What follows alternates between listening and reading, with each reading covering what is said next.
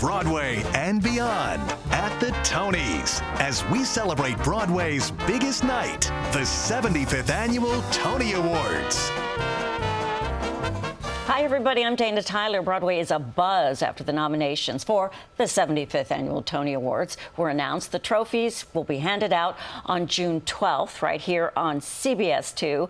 We've been really lucky to talk to most of the nominees. I spoke with some of them right after they learned they'd been nominated. CBS 2's Dave Carlin with me right now. Also, you got to go to that nominees thing. It's called the Meet the Nominees. How lucky am I? Yes. And Dana, great to be here with you, my theater buddy. We see a lot of stuff together. We do. And it fills our souls. So we're excited to talk about this. Especially this year, the past couple of years because of the pandemic. Of course, nothing's been the same. So what you went to, this Meet the Nominees event, it's held at a hotel, daytime, and it's sort of like all the reporters sit in these booths, and the Tony nominees just go from one to another. And we grab them. And you talk to them. We take a hook and we go, come here to us. So that's what we're going to show you today, some of our conversations. Go right in. Absolutely. In fact, we're starting with a real veteran. We had some star power on Broadway this season. And does it get any better than Billy Crystal in Mr. Saturday Night? Here's a portion of what we talked about. Well, let's begin by talking about New York City, Broadway, and Billy Crystal. How does all that come together now that you're living here again? Well, it's tremendously exciting. You know, after my first experience with 700 Sundays, to be back in a musical at the age of 74 to make my musical comedy debut, the audiences have been phenomenal. It's still the greatest thrill ever is to be out there, you know, every night of the week, doing what I love to do.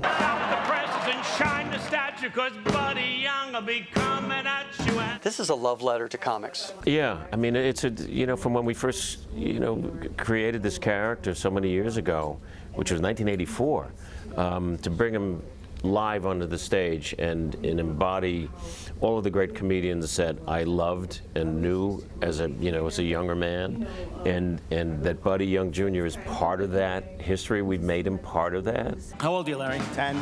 10 years old and still single. And audiences have just loved the show. That there was at the center is a very confused man. You know, he's at a point in his career where he doesn't really have one, but now he gets a glimmer of a chance. It's not only about him finding his path to maybe a more successful career, but he finds how he can heal his family, which he's sort of left aside in his pursuit of stardom. And so the show becomes about him healing his relationship with his brother and his daughter, who's wonderfully played by David Paymer, and Shoshana Bean, who's a Tony nominee also. So there's a real strong emotional core of the show as well as being funny. You've got so many movies that would make great musicals. This is going to be the beginning of something. Do we get When Harry Met Sally, the musical? Do we get? Do we get any others? No, I don't think I could revisit him. I think you could. You'll look great for 74. Yeah. Whatever happened to them together? I love working with these people. I love being this guy, and I'll be here for a little while. So come see me. I'd see When Harry Met Sally, the musical. The diner scene, right? Well, definitely. I'll have what she's having. That's a song. That should be a song. You know, what struck me about him is just, you know, he's doing something that's at once familiar to him and also very daring. It's Taking his movie, so he knows it, but a musical, that's new for him. He mentioned Shoshana Bean, who's nominated for Featured Actress. I interviewed her, so you'll hear from her in a little bit. Now, my interviews, Dave, were done right here on Zoom in our CBS News New York studio. I talked to several nominees just hours within the announcement. And so let's start with the young man who's playing Michael Jackson. Talk about a challenge, right? Wow, yeah. Here's my interview with Myles Frost.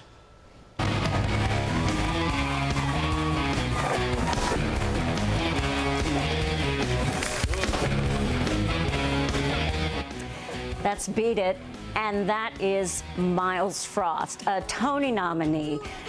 In MJ the Musical, Frost plays the iconic Michael Jackson, and Myles is making his Broadway debut. Joining me now as a fresh Tony nominee for his role as Best Performance by an Actor in a Leading Role in a Musical. Myles, congratulations. Thank you. Thank you so much. It's a pleasure to be here. Thank you. When you hear all that extra sentence at the end of your name, I mean, this is fresh.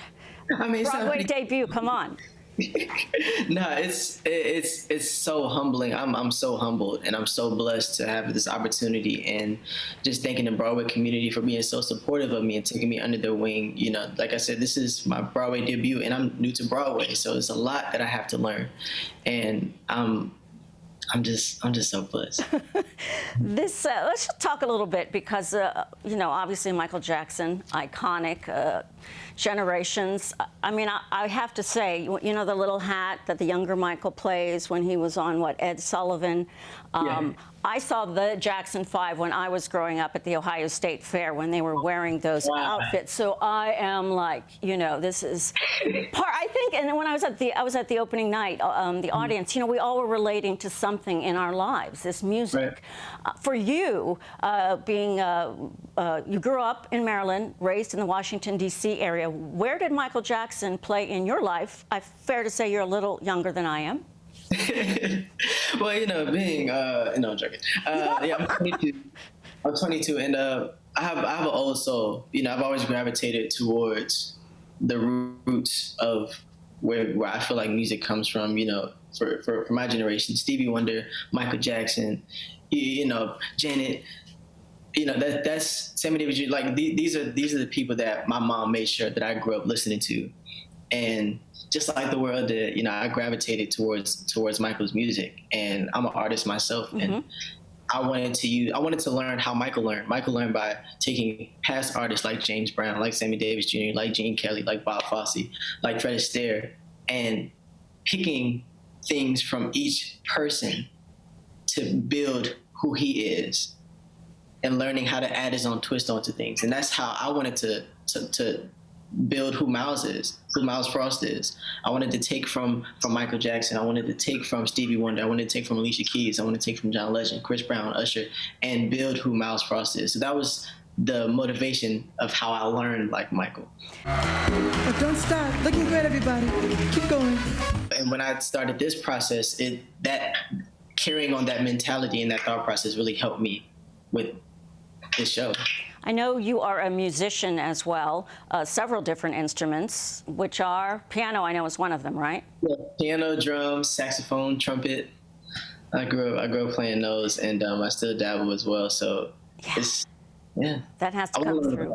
How about the dancing? As far as, I mean, the iconic, how many times am I going to use that word? The moonwalk and other different slides. And I got to say, I see you got a little something there. I see you got a little something. You are generous, my friend. You are generous. But no, I was watching your feet. I was watching everything. How easy, difficult, natural? Ooh, on the dance. Very natural. Very natural, but through Chris Wilden and Rich and Tone Talladega danced with Michael from the History Tour up until he passed, and they carry the spirit of Michael.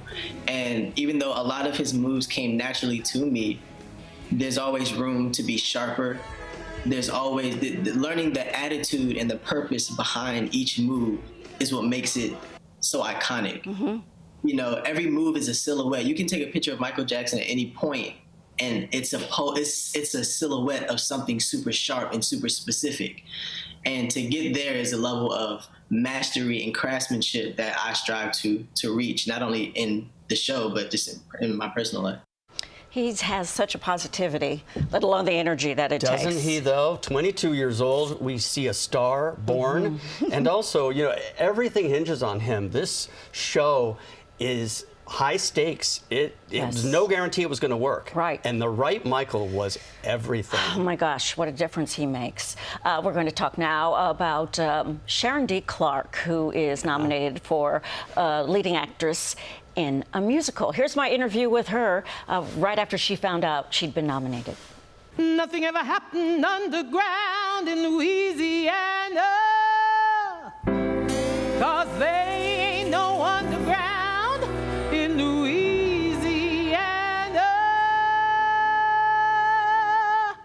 The Tony nominations just announced for the 75th Annual Tony Awards, which are June 12th. And we're so happy to have with us right now one of those nominees who's nominated for her lead role as Caroline in the Roundabout Theater Company production of Caroline or Change.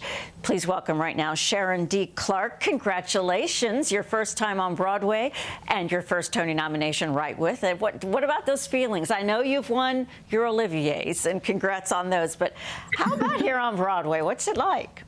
It's an absolute dream come true that I didn't even know I had. I mean, I wasn't expecting to come to Broadway with the show. So when we got the news that we were transferring from the Playhouse to Broadway, it was magnificent to be so welcomed and have such generosity from the Broadway community saying, we see you, we see what you're doing, and we're going to welcome you and say coming to the fold is wonderful. So this Tony nomination is above and beyond all my dreams, and I'm so humbled by it and so elated by it and so excited by it. It's fabulous news. Good for you. This revival, music, Jean Tesori, book, Tony Kushner. Obviously, it's been here before on Broadway, so nice to have it back. And one of the most rich parts of this is the variety of the music genres of which how Caroline's story is told in the basement with the washing machine. Tell us, for you as a singer, as an actor, just the variety of music, what that was like in telling her story. Well, it just makes it so rich and so full because there are so many signature tunes from so many different genres, as you say, enrich her life and enrich the storytelling of where you are musically, where you are emotionally, how you're supposed to feel, what your emotional roadmap is. And the music is so all-encompassing and so eclectic and diverse and haunting and melodic and quirky, and it's just all those elements are there, and that really helps to tell the story and let the audience know where they are, because it's ever changing, ever growing, but ever encompassing. You know, you're getting klezmer and you're getting Motown, you're getting classical, all mashed up into this one thing that just tells this story.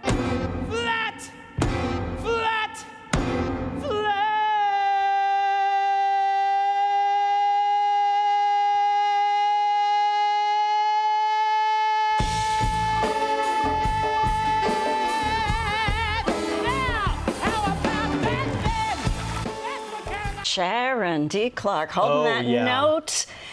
And she will be back on Broadway soon in a play, Death of a Salesman. How the great first is time that? the Lomans are black, right? And she won an Olivier Award for that in London. So Powerhouse performance. Powerhouse. And I mean, a critic's favorite. And we got to shift gears a little bit and talk about who is a bigger ray of sunshine on Broadway than Sutton Foster. I mean, she's so always much so peppy, right? I mean, just beautifully so. And what a warm, gracious person, which is what I found out as I talked to her about how she interacts with her cast full of kids.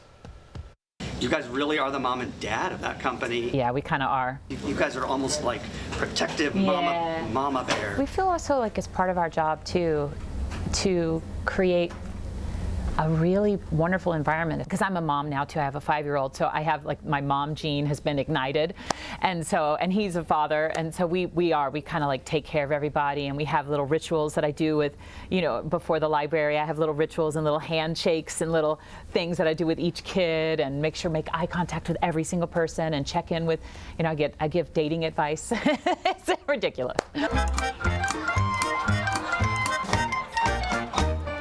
There's 21 debuts in the company, so we really want, especially the newbies and the little ones, to know like that Broadway's awesome, and that Broadway can be amazing and safe and community, and like it's all of us in it together, and it really is that. You can pretty much choose among a lot of things now, and you chose this one. Why? Did you feel like you needed to be happy every night and do some dancing and why the Music Man and not something else? Being a mom, I was intrigued about being a part of something that was really joyful, and that had the idea of being able to show my daughter a show that has kids in it as well is like awesome because she's really interested in the fact that kids can be on Broadway too. She's only 5, but. Oh, you've done it now? I know, I've done it.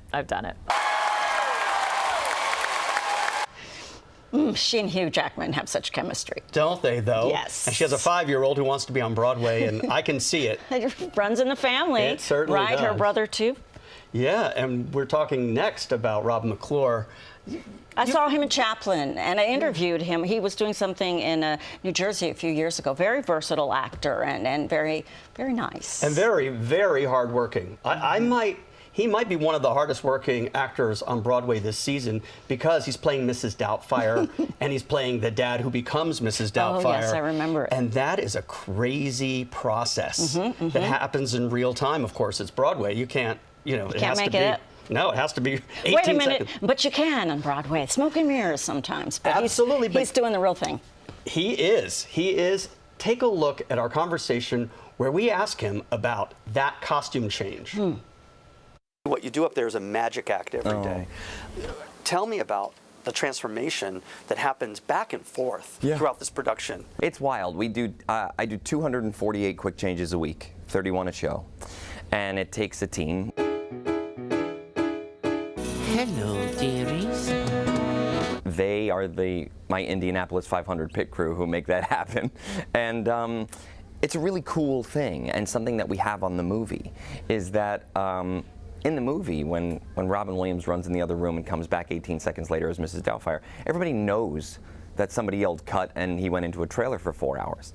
In the show, if I have 18 seconds, I have 18 seconds. And the audience knows I have 18 seconds. So they get to enjoy that insanity with me and sweat with me. So the stakes feel so high.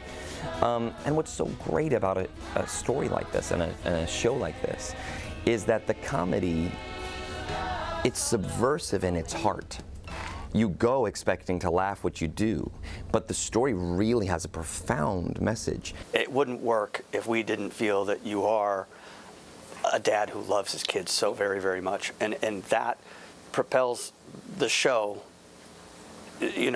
so importantly. When I started playing Mrs. Doubtfire 3 years ago for the first workshop, I didn't have a kid, and now I have a 3-year-old daughter, and the lengths to which I would go for her, no bounds. Our show is all about family and how far would you go for your family. So we really do. I mean, theater people like to throw around the term family, and we're family, but something about this show and what the show is about encourages that atmosphere. The family theme again. And he has to admit, he told me, that what that character does is creepy. So, he has to be that likable enough actor so that you buy that he is playing because he wants to get back with the wife. But it's always been a little bit, what's he doing? And he said, I don't condone anything my character is doing. But, the That's family. Another subject. Yeah, that is, completely. But, Yeah, good for him. Very nice guy. You heard earlier in your interview with Billy Crystal, he mentioned Shoshana Bean. She plays his daughter in Mr. Saturday Night, and I spoke with her on CBS News New York, and here's what she had to say about being nominated. Just so excited. It's an incredible honor. I was that little girl who sat at home in Beaverton, Oregon, watching the Tonys year after year. So to a great extent, it's a huge dream come true.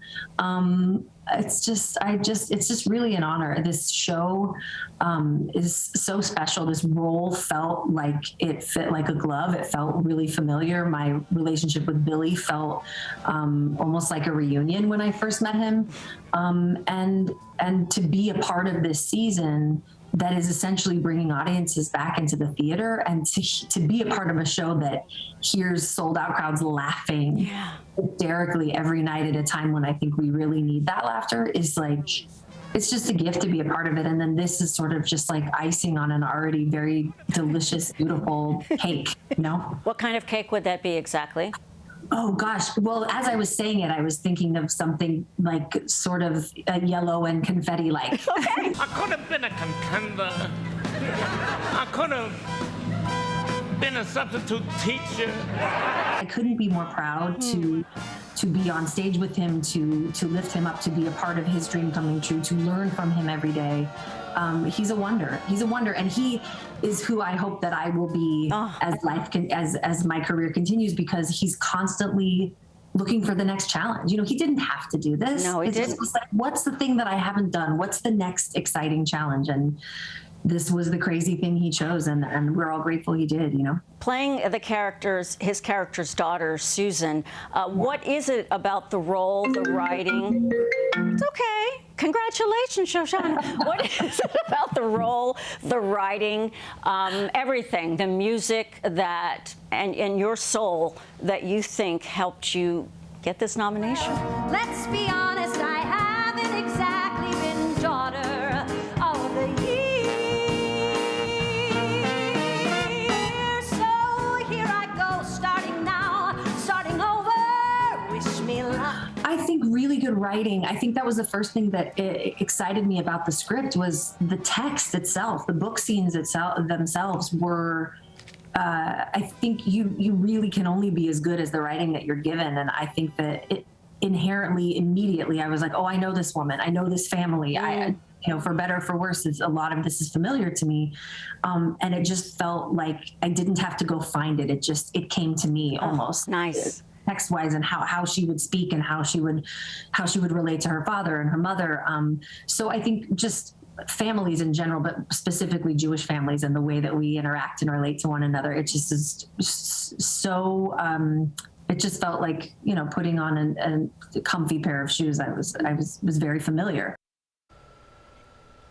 It's comfortable, yet she's following a script. She's doing a show. She talked a lot about Billy Crystal and just how, you know, he would text her, you know, we're working on this, we're working on that. Are you cool? And just the community. You really feel the community when you speak to the nominees. Definitely. Yeah, Show by show. They become families for sure. For sure. You got to interview Jesse Williams. I did, you know, and he tells me he wanted to do something that terrified him, and he picked a project that is just fantastically received, and he's also brave to do it on many, many levels. You saw it. Yeah, I saw it. I took my niece, as you know, he's an actor on Grey's Anatomy. And so this risk of being in Take Me Out on stage, a lot of people, like my niece, who's in her 20s, who wanted to see him in person. I mean, just huge fans of his. So it's interesting to talk with him just about, as you say, the risk, the variety, and stretching yourself. Yeah, Take Me Out by Richard Greenberg is a play about a Major League Baseball player at the top of his game, coming out as gay, and what that does, the ripple effects it has in the community, in his own locker room. And so it's a powerhouse role, and he dives right in. So let's hear him talk about that. We've been in ensemble stuff, so you know how to share the... Yes. You're happy. That's true. They win, you're happy. You win, you're happy. Yeah, it's all a win. Is it? Yeah, this is crazy. You know, I've never done a play before. It's a big challenge, and I respect it. You know, I respect the community, I respect the stage, I respect the storytelling, and it's already been done before. It's already won Best Play. There's a high level of expectation, and I know that I was looking for a challenge. I was looking to be really terrified and try something new and be unfamiliar and be a student again and be learning. Yeah, and something that is very, very, even extra meaningful to the LGBTQ plus community. Yeah. The visibility matters. Yes. And that we don't have an out star baseball player. Yeah. And then we watch you and say, it could be him. And, and somebody who conducts himself this way about it. Yeah, that's really wonderful to hear, because, you know, representation matters, and it's what, you know, taking an idea from theory to practice, seeing something, right? Folks pursue attainable goals. People are scared to be the first one on the dance floor, but when you see, what would it be like? Oh, all right. You're walking through examples of challenges and obstacles and hurdles and rewards, and all of those things are real in this examination of a theoretical future that we hope will be a practical one very soon. I'm really, really learning and asking a lot of questions, and that's what we're doing to our audience, right? We're challenging them to really kind of wrestle with some of these ideas, and even in a universal sense, relationships and heteronormative male macho BS fragile fragile relationships that present themselves as so strong and solid when they're often hollow inside and you're not really communicating, you're not really being honest or intimate or truthful. What is it like to be vulnerable? And as an actor, we are kind of stripped down and exposed and vulnerable. So it's cool to tell a story that you believe in, and it all begins with Richard Greenberg. He's talking about the play right there. And we were talking about his co-stars also nominated in the same category, Michael Holzer and Jesse Tyler Ferguson. Yes. And they're not competitive about it at all, as you can imagine. They're an ensemble and they're all rooting for each other. This play, you could drop a pin in there. It's quite an incredible story. Up for Best Revival. Yeah. This past year, November 26th, the legendary Stephen Sondheim passed away. Sondheim Broadway film, West Side Story, Into the Woods, which just wrapped up at City Center. Oh, a little like music and... Follies, Assassins, on and on and on. A genius, yeah. A genius and a legend, and Company. Also, the last show he got to see of his on Broadway, and the subject of him certainly comes up with the nominees. So let's now, Jennifer Simard, she's in Company, and I had a conversation with her about the nomination and its poignance. I have gratitude. I'm so grateful that theater and live performance is back alive and well. I got weepy this morning when they started reading the nominations for the Design Awards, because it brought me back to a time in the beginning of this where we really weren't sure what was going to happen. So how grateful I am that audiences can come and share and be together. The one thing we were all missing, company. And this show is so funny. It's such a release of laughter and all that pent-up stuff we were all feeling for so long. Late nights, quick bites, party games, deep talks, long walks, telephone calls, thoughts shared, souls bared, private names, all those photos up on the walls. So it's really been therapeutic, to be honest. It's just been wonderful every single day. Grateful. This man right here. I saw that as soon as, just checking the background. And there he is in that position, which it just sort of seems to me very pensive, but I know something you don't know, or I've got all this talent, I'm going to share all these things. Tell us about, because he was at one of the performances, tell us about being in his presence, performing his work in front of him. I'm so glad you asked. He was at our first preview on November 15th, and it was like a rock concert. The audience was crazy for him, and standing ovation for him. And he loved this production. He was so proud of it.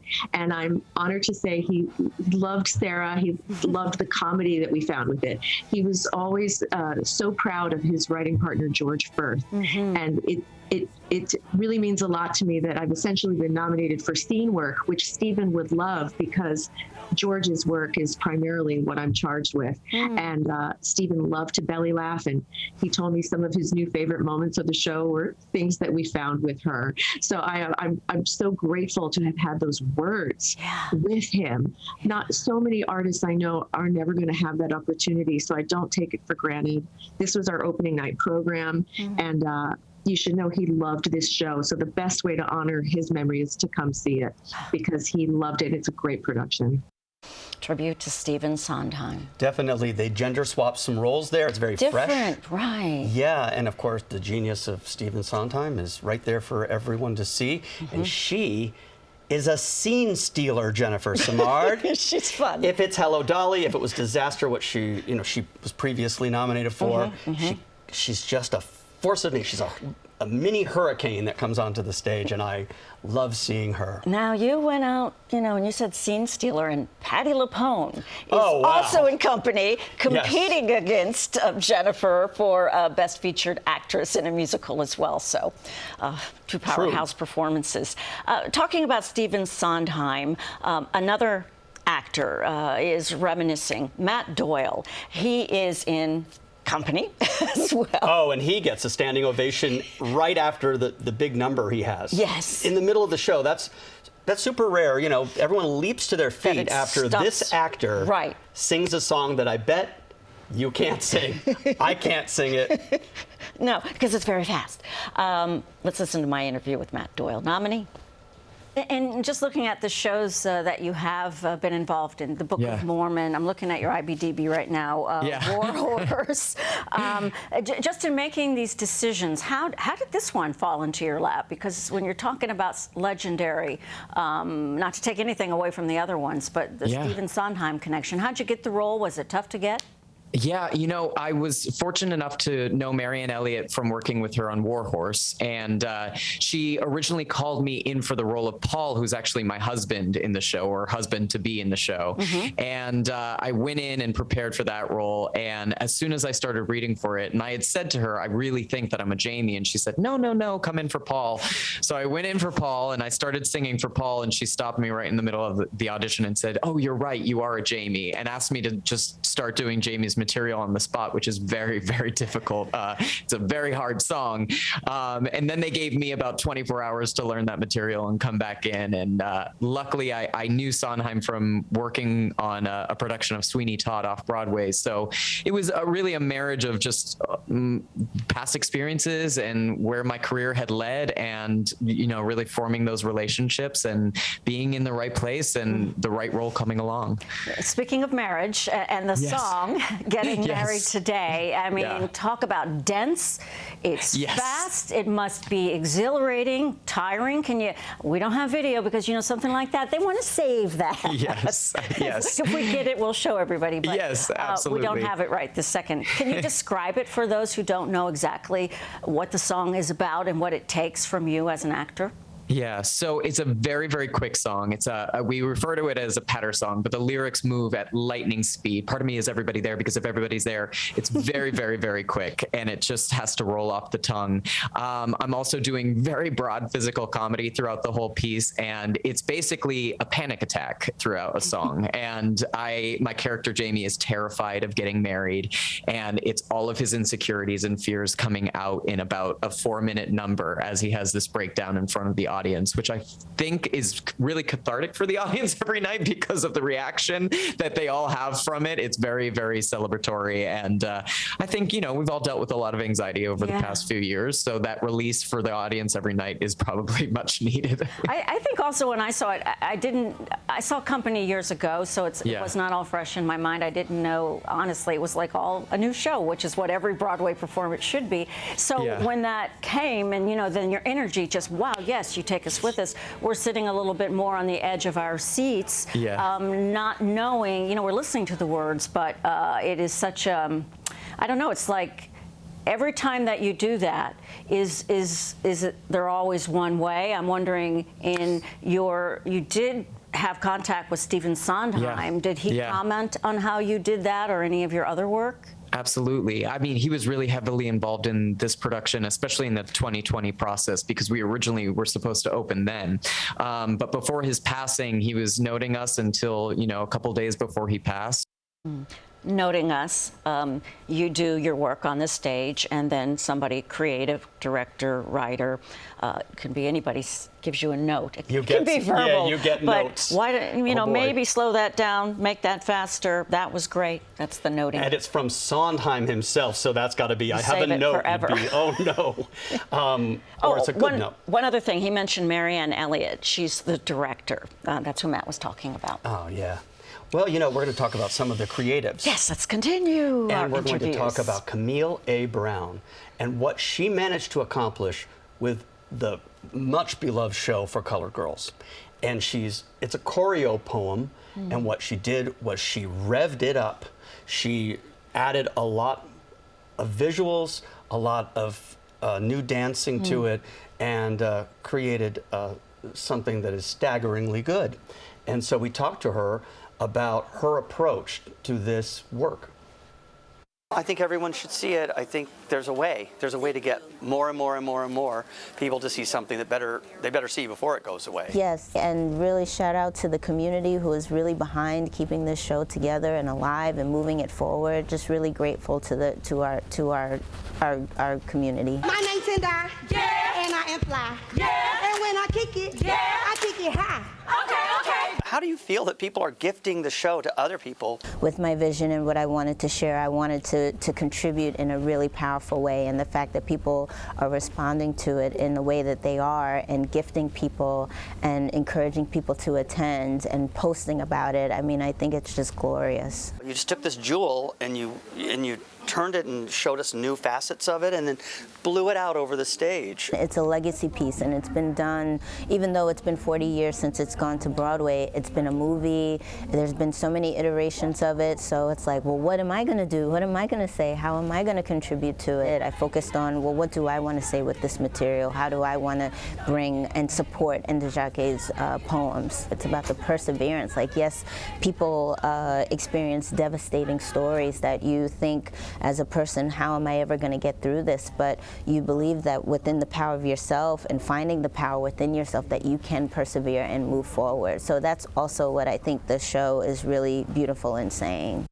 For colored girls who have considered suicide when the rainbow is enough is fantastic. She really worked hard on it, and the entire cast. Yeah. And you know, it was set to close and fans just weren't having it. They set up a campaign to gift it to other people, and the run extended again, which is It's wonderful. what Broadway is about.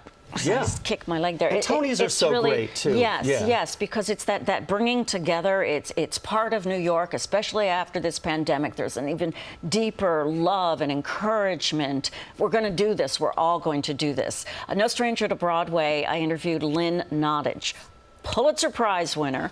I interviewed her years ago when she had an off-Broadway play, which was for one of her Pulitzers, called Ruined. Now, a couple of things going on Broadway now. Here's Lynn Nottage.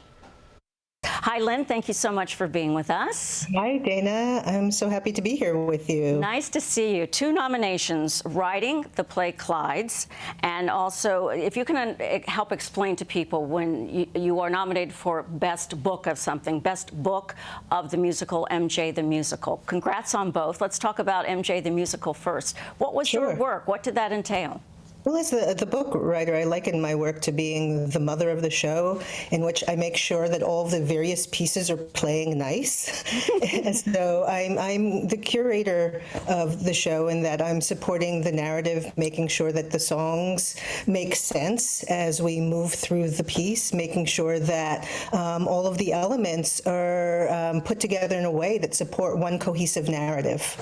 This, I mean, a long, complicated, exciting, there are not enough adjectives to talk about Michael Jackson's life.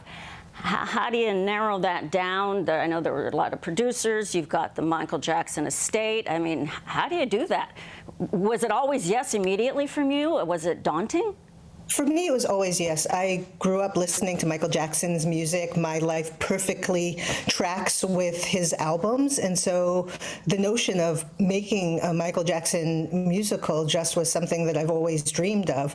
And when I was thinking about how do you tell the story of Michael, we decided that we really wanted to invest in his work as an artist, as a musician, and figure out how do you tell the story of a man who was a genius, a complicated genius, but who invested most of his life in really trying to make beautiful, positive music.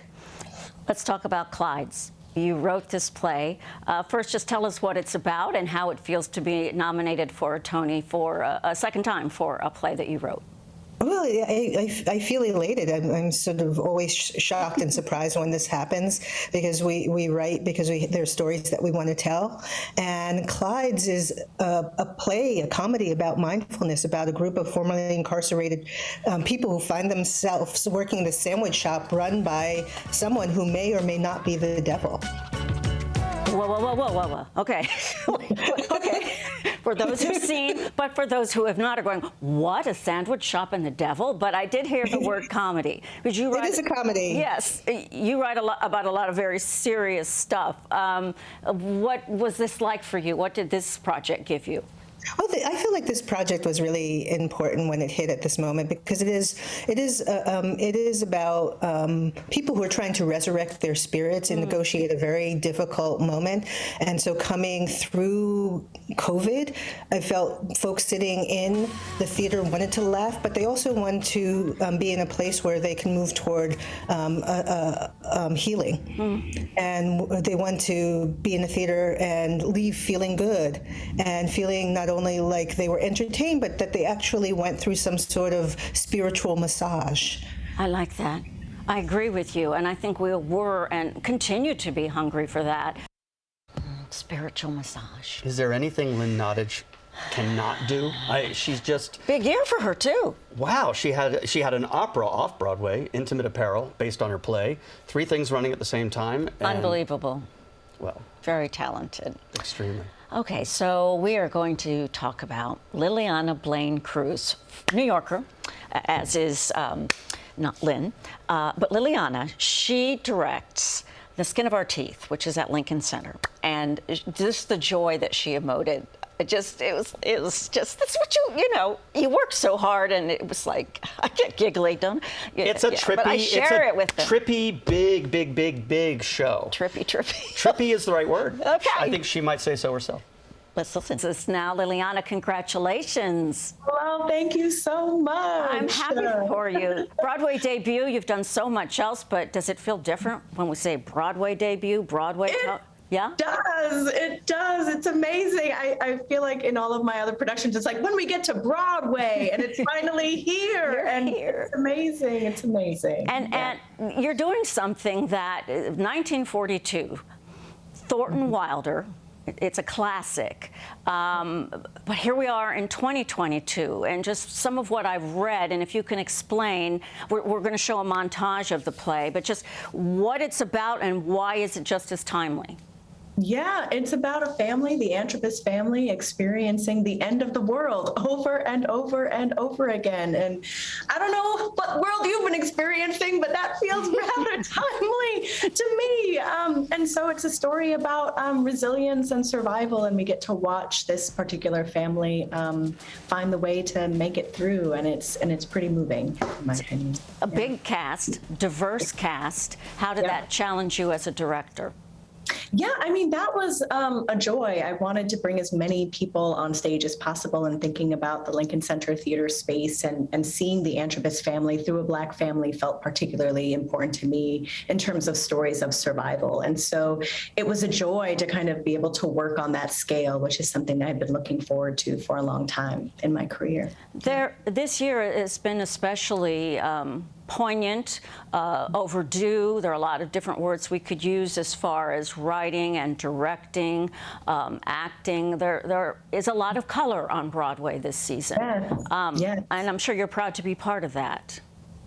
I am. It's funny. I have so much love for all of the artists that are having wonderful moments. I mean, for Colored Girls Who've Considered Suicide When the Rainbow Was Enough was the first show I ever directed. So to be sharing space with that just feels so heartwarming and joyous like that. To enter into this season feels wonderfully a collective, joyful experience. Especially with COVID and everything, we got to find this joy.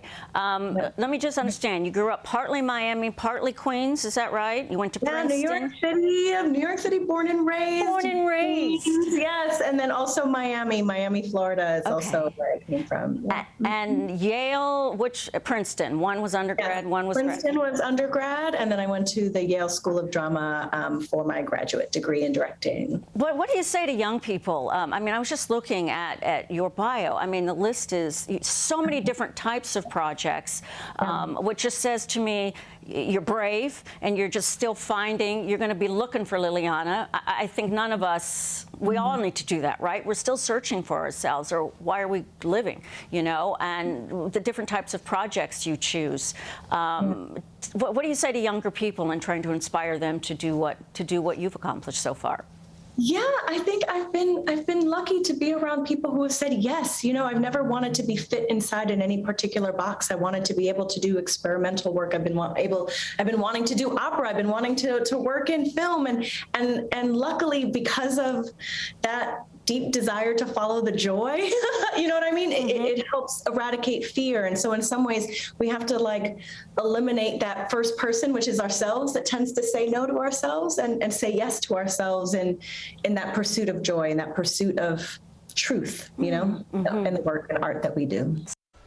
Her joy is tangible, isn't it? So much passion from all the nominees, but anyone who works in the theater. And what you love about the Tonys is that it can take a show that's maybe not getting a lot of love, that people just don't have a lot of word of mouth on, or they don't know much about it, and it can raise it. You know, so there's excellence in theater, and this rewards that.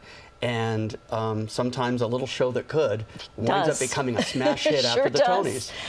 So I always like that. The big day. Sunday, June 12th. The coverage begins at 7 p.m. on Paramount Plus, and then the Tony Awards ceremony is at 8 p.m. on CBS 2. Very exciting. And don't forget, you know, this is so important. We're so happy to share some of the interviews. We have dozens and dozens, and you'll see a lot more of them on our regular news segment, Broadway and Beyond. But I just wanted to say one other thing about this. I feel very fortunate. When I was growing up and I was in high school and I tried out for a play, and they said stage manager, and I never got a role. So, I find that hard to believe. It's fine. I'm cool with that. I would have given you the lead, Dana Tyler. No. But just the appreciation for the entire crew, everybody who is involved, the actors, the directors, the playwrights, the people, you know, making the sets look so fantastic. It's a wonderful thing, and we're so lucky here in New York. And it's a big driver for our economy. It's a big industry.